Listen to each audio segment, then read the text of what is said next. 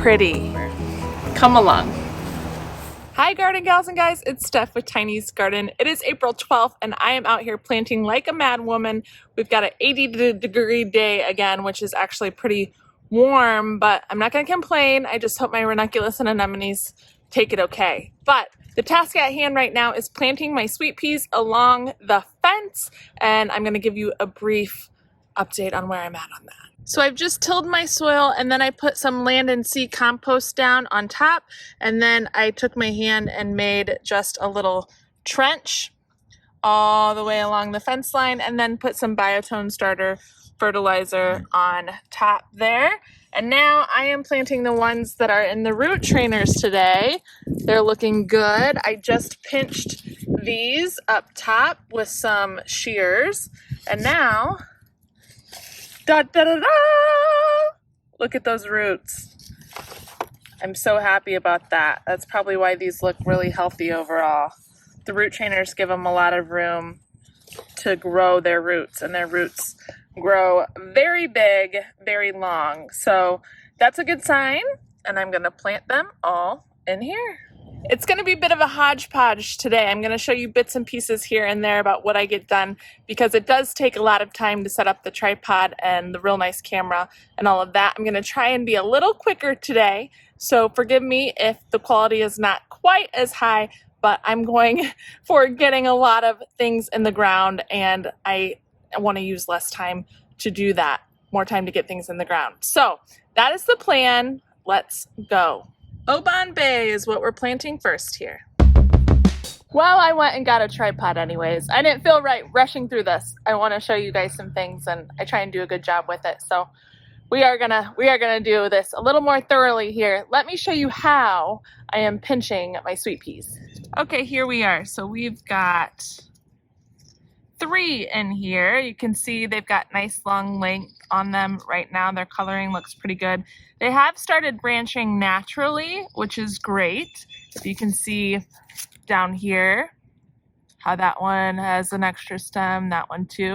But I'm still gonna go ahead and pinch the top off. Sometimes they'll get tangled together. Just untangle them. That's no problem.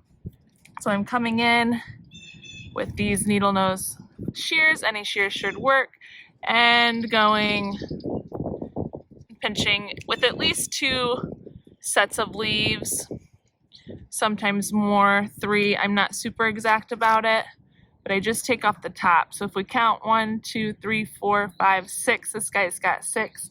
I'm just going to come in right above that 3rd one and pinch there. It doesn't have to be exact, so don't overthink it. But now we'll have more branching, and some new branches will come out right where we pinched there. You're just always pinching above a set of leaves. Let's see how these guys look. Oh yeah! Such a pretty sight, isn't it? And we'll separate these here, and you can just lightly pull apart, and we're good. Spacing wise, I'm going about 4 inches. It's not exact, maybe 3. They can be fairly close together. Here's how we're looking now. Looking pretty good. Some things about sweet peas, they are heavy feeders, so definitely make sure there's some good nutritious compost around them when you're planting. Also some sort of fertilizer, like a biotone starter fertilizer or nature's intent fertilizer, because they feed a lot in the soil. So if they have that going in, they're going to be healthier plants. Also, they're big water drinkers, so I will water all of these in after I get them in, especially in the heat. I'm a little worried about the heat because it's hotter than usual right now, but I think we'll be okay if I keep them cool enough and with enough water. They will bloom in the spring, and they are beautifully scented, like the best scented that you've smelled in a while from a flower if you've never smelled a sweet pea before. They will bloom in the spring and early summer and then fizzle out when it gets into hot temperatures. you have to keep cutting them. You want to cut them when they're about to open up and you can see their coloring, because that's when they'll have the longest vase life, which is not long, about 3 to 5 days maybe in a vase, but their scent is so worth it. It's like no other flower scent. Fly me to the moon. Absolutely gorgeous, fragrant scent. You can put a little vase of them in some rooms in your house and you're just in heaven. They are poisonous, so be cognizant of that around cats and dogs and children. Anyone who could ingest that, you don't want that. But I grow them because I think they're beautiful. I like to see them in my garden, and then because of their scent. Not necessarily because they're a cut flower. They technically, I guess, could be, but they don't last a long time in a vase. So I grow them because I think they're beautiful. I love all the different splashes of color they bring in the garden, and that scent in my house for those 3 to 5 days is worth it to me. Okay, we are all planted in here. Some other varieties that are in here are Chocolate Flake, Charlie's Angel, and a mix of Restore Mel, Molly Realstone, and one other that I'm blanking on. And then in this old little trellis topiary looking thing, I've got some more with that Restore Mel, Molly Realstone mix in here. And let me show you all of them that I have left. Here are the rest of my sweet peas down in here. They've been pretty well hardened off now. But I have to tell you, I think the ones in the soil blocks look the healthiest. They've got that deeper green color, no stress on the leaves. Even the ones that I planted up recently are starting to sprout. You can see here and there. And so I think next year I'm going to grow them all in soil blocks outside in the greenhouse, which is what these 3 were started as.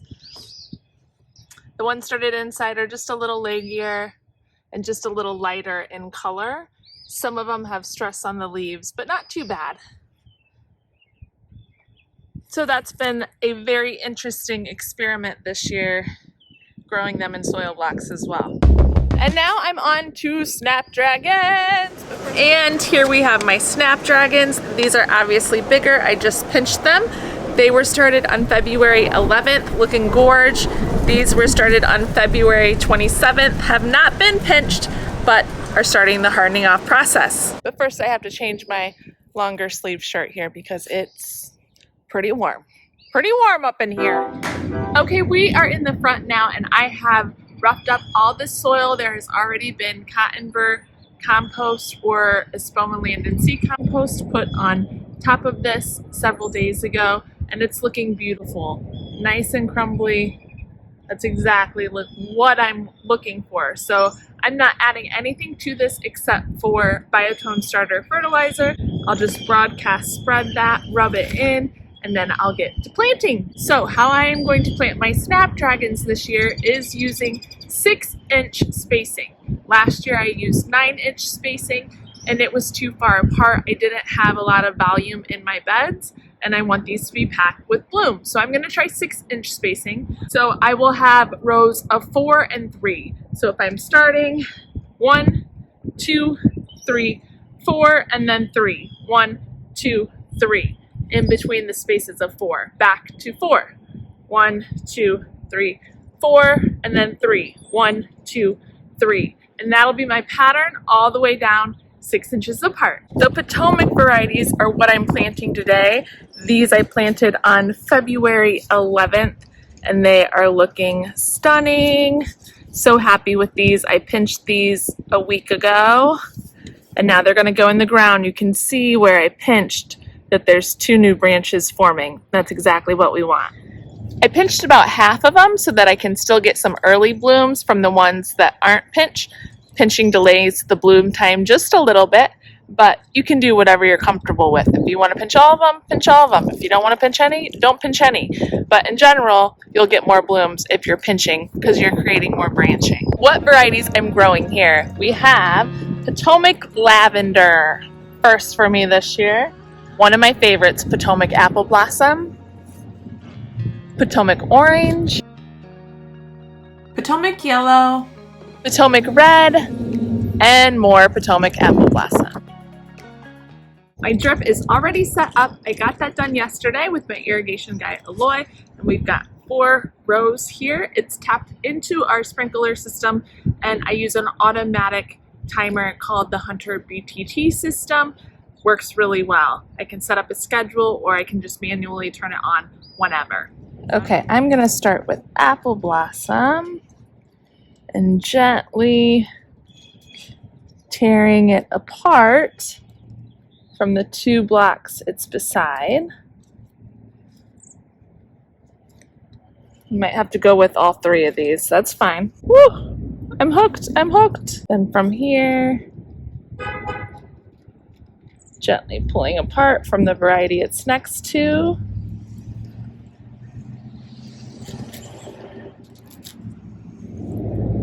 And look at all those roots. That's what we want to see. And then some squares don't have anything in it. That's okay. I'll just plant the ones that do.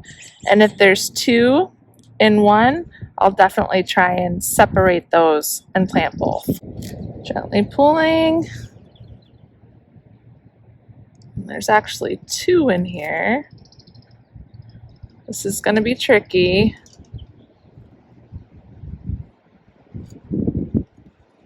Yikes. I'm kind of afraid to do that. I didn't know these were both so tall.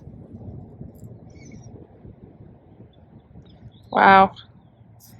I'm worried about this one, but we'll try it. We'll try it.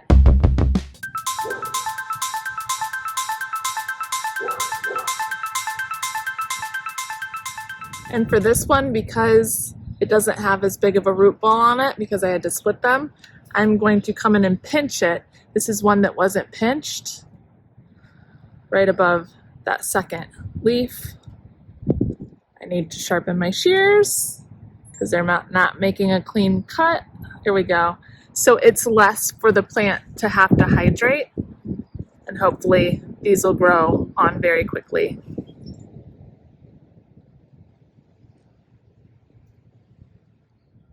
Okay, all the apple blossoms are in, and here's how we're looking.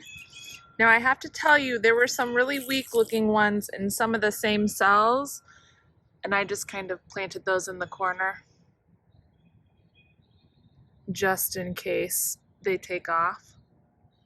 I'm a little nervous because, again, this is my first year with soil blocks, and if you look at the excess here, a lot of roots in there. Some of their roots seem a little small to me, but fingers crossed, and we'll see what takes off and what doesn't. But I do think these look healthier than mine did last year when I got them in the ground. So that's a good sign. And they've been hardened off appropriately, so they should be fine in here. So I'm gonna finish the rest of this bed, and I'll meet you back at the end.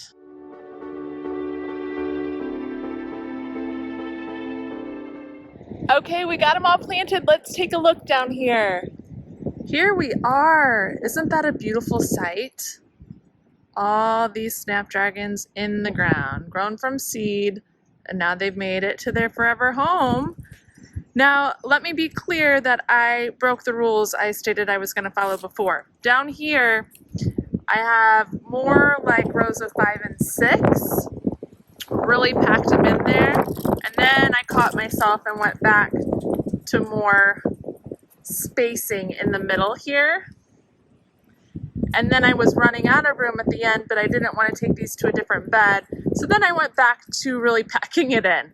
So again, I've broken all the rules. But that's okay, I think it'll be fine, and somehow I did my math wrong because I fit 69 in here if I counted correctly.